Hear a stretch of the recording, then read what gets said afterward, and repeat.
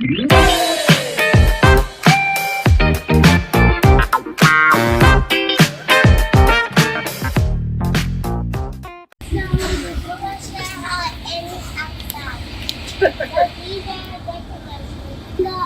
we switch?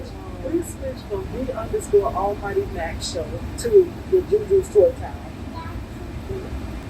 Hi guys, what it is? Oh, I guess I gotta turn my air down. I gotta be hot for you guys. Whoa.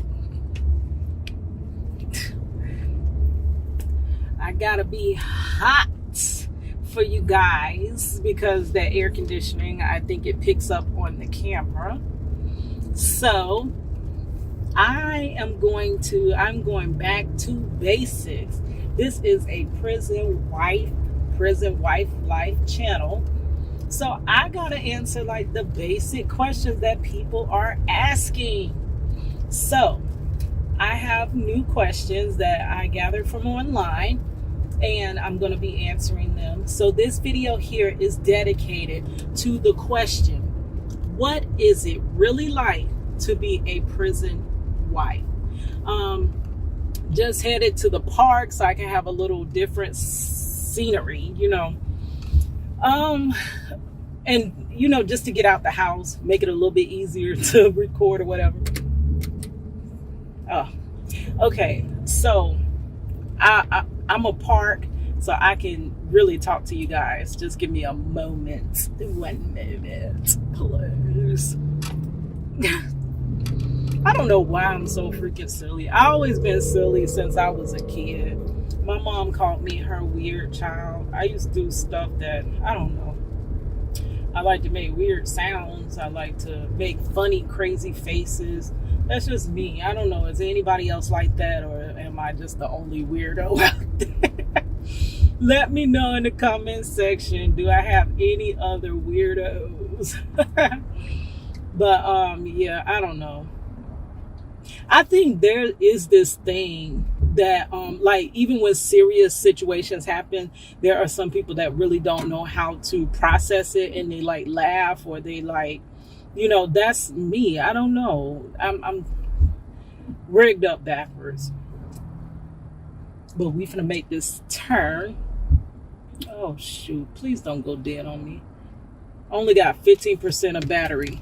Well, anyways, this ain't gonna be one of my ride out videos because, I'm trying to gain my subscribers, and the way you're gonna gain your subscribers is to answer the questions that people really want to know.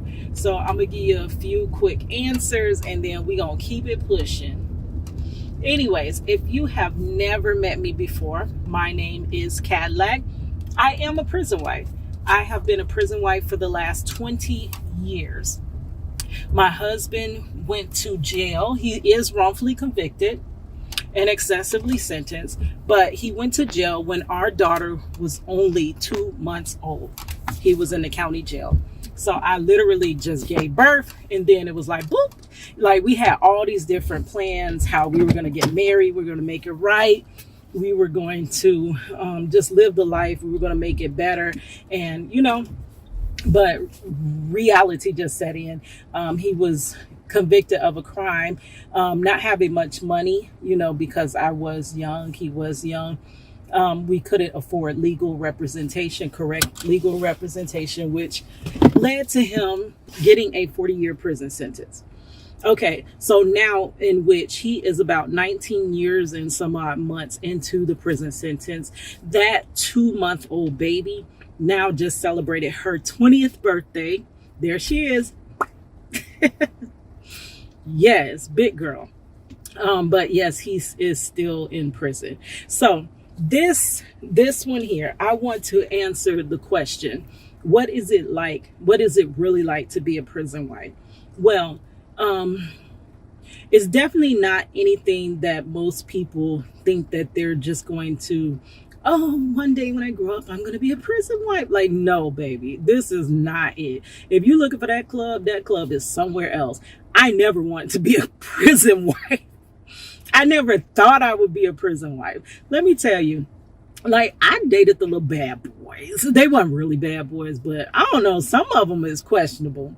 But I always said, if anything happened, they went to jail, baby, I'm gone. But when I met that right one, and he wasn't even really doing anything, like, he just got caught up. It's so easy that if you're not really paying attention, you can easily get caught up the way that the system is set up. Set up, caught up, yes. So I thought that, hey, if it ever happened, I would just leave him. And that is completely, it's not that easy when you're actually in that, situation, especially if you think it's the person that is the love of your life, which I believe Marcello to be the love of my life. I believe him to be my soulmate. So it's not that easy. Where else am I going to find my soulmate if he is my soulmate? That's it. I don't have another one anywhere. So I have to stick it out with him. But it's a dark road. It's a dark road. When it first happened, I went through so many years, not months, years of depression, because you are looking for somebody to understand where you're coming from. And it's going to be very hard to find a person that really understands you. If you're not in this situation, it is easy to look from the outside in and say, hey, like, just move on with your life. Hey, you can't wait on him. Oh, would he wait on you? Oh, all the things that they tell you. And yes, we think about those things. They think that we're in this la la land where we just think it's all peaches and cream and flowery. And oh yes, let me show you my flower I just got. Isn't it pretty? Yellow flower. But yeah, they think that it is, just we're in this fairy tale land. Baby, no, I'm in reality. I understand time is passing me by. I understand time is ticking. I wanted more kids, but that clock is ticking, like, for real. But yeah, so it's like we're not in that fairy tale land. Baby, all them questions you asking me, I done asked myself many times. Would he have waited for me? The same things. So you're gonna be lonely on this road. It would be nice to find another person that actually feels the same way you feel. Because for me, I became a prison wife in a time when actually it was not any internet. So you would basically know of what you know of in your little area, in your little town. And baby, I really didn't know of anybody else. In Florida, I'm a prison wife in Florida. They put your loved one far, far, far away. So if you do meet somebody in visitation, most times they don't even live in your neck of the woods. So you don't make a lot of connections. And you can easily feel alone because you already know that this is not a something that people go through every day. Not the average woman is a prison wife. You know what I'm saying? So they don't go through that every single day. So it's hard to find another that is in your shoes. And to actually understand a prison wife, you have to be a prison wife. I have went through years of trying to explain myself, why I stayed with him, why I love him so much, why. And I don't think anyone outside of a prison wife have ever given me an answer that let me believe that they understood where I was coming from. Hey, you love who you freaking love. And no, I didn't know he was on his way to prison. But when you marry somebody or when you're committed to somebody, you are committed to them for better or worse, not better or better. And better, like worse, it doesn't get a lot worse than prison. I mean, it could, but this is pretty bad.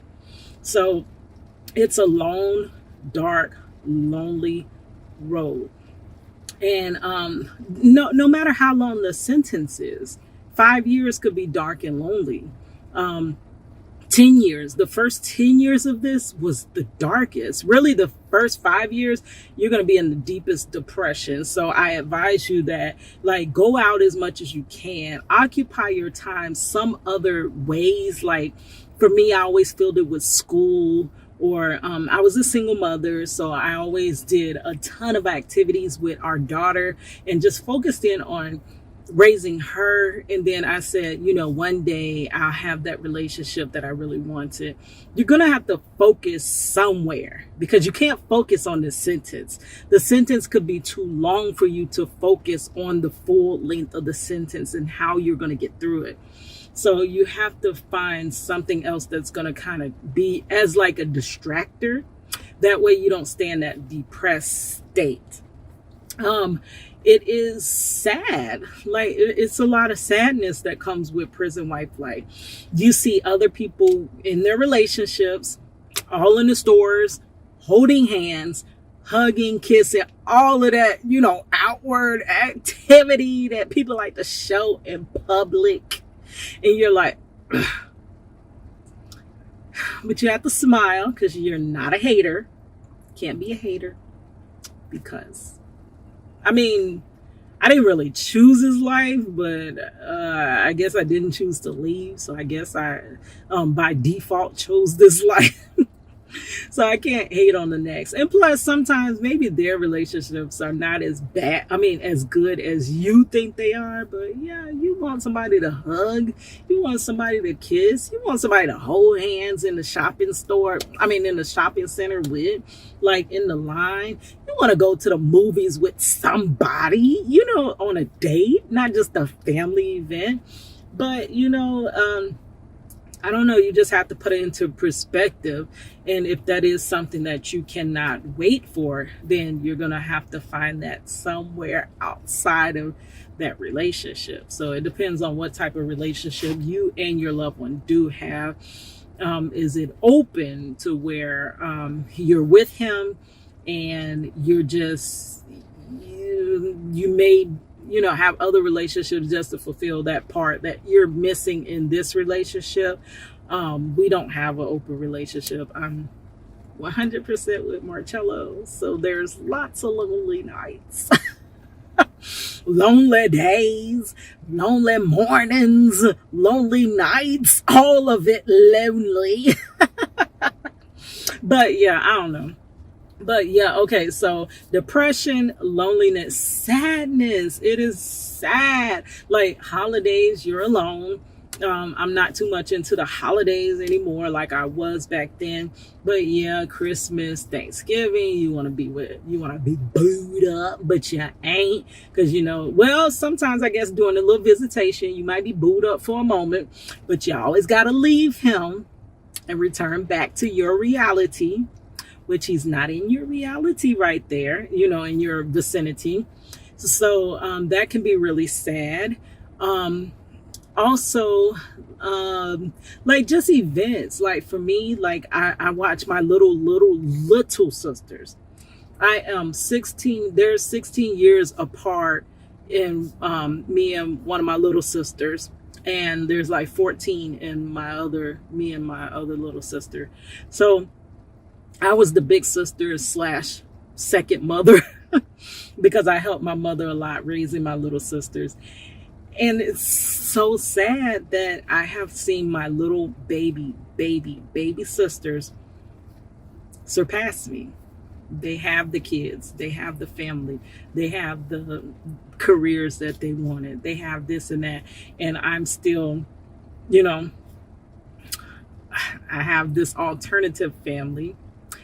Because Marcello's sentence is so long, there are no conjugal visits in Florida, DOC. So I have no more children. By the way, I did want like 5 kids, but I don't have them. It's sad. It's sad. And you look around and you see other people with what you would, and it's so crazy because they have what would make you so freaking happy. And a lot of times people are just not happy. And I'm like, dude, you got everything. You got a family to go home to. You have, I don't know. But I guess the human spirit is to never be satisfied with what you have, to always want more than what you have. So, but I'm like, if I could just have that husband and that family, baby, I would be good. So sad, loneliness, depression. So it all sounds like something bad. Um, that means that love for your person that is incarcerated is gonna have to outweigh all those bad negative feelings, because they are there. This is a dark, lonely road. Dark road. I suggest that you find some type of, they have online support groups now. Try different ones, because not every support group is really going to be there for what you are looking for. Some are not, some, just check them out. Check them out. I mean, if it ain't your fit, just leave or whatever. But definitely try to find somebody that can understand you, so that you don't feel so like crazy like I felt. And you don't feel like a broken record trying to explain it to people that are not trying to understand you. Do find something that you like to do, or if it's career-wise, hobby, find something that you can devote your time to. I am a graphic designer. I am an artist. I am a rapper. I spent many years out there performing, rapping, making demos. That took so much thought process that I couldn't worry about him doing his time. Like, baby, I'm in the studio. Find something that's going to be that distractor for you. If they do have a shorter sentence, which like 5 years, I would call that a short sentence. Almost 10 years, I'm going to call that a short sentence. Baby, 10 years, you could do some soul searching. You could go get you your degrees. You could do all types of stuff, and you just be baby girl just doing it. And he come home and y'all be good. You could have built you a business, whatever. But it is time that you can get through. Though it's going to sound like a lot of time, let me tell you, once that prison sentence start, baby, time is going to fly. I would pray for a 10-year prison sentence. 5-year prison sentence. I would even pray for him to only have 5 more years left. No, my honey has a 40-year prison sentence, and we're not even halfway through it. So I'm just praying I'm alive to see him come home. But yeah, get on your grind. Get on your grind. Make sure your kids are good. If you have kids, make sure they're taken care of. Make sure they're achieving their dreams, and just make sure that you try to stay as happy as you can.